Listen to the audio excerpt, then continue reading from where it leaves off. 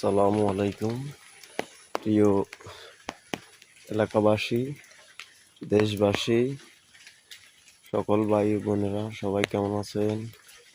সালামু আলাইকুম। আমি দেখাইতেছি কি আমাদের এই বাড়িতে যাতে প্রথম আমি বাইরে হয়েছি, মোটামুটি ঘুম থেকে উঠি, এখন দেখতেছি যে পানি রাস্তার উপরে দিই এভাবে গড়াগড়ি করতেছে। ঠিক আছে, তো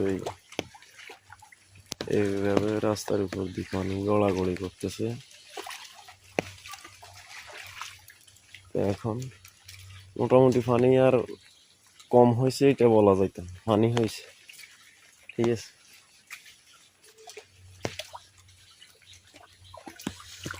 এইভাবে একটা রাস্তার মধ্যে যদি এরকম পানি হয় তাহলে ছোট বাচ্চারাও মাদ্রাসা স্কুলে যাইতে পারে।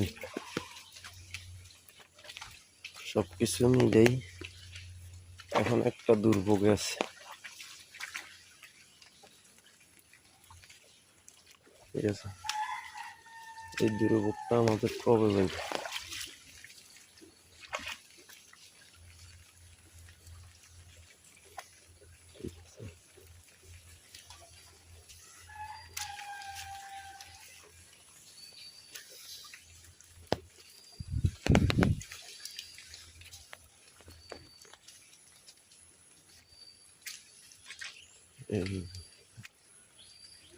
এখান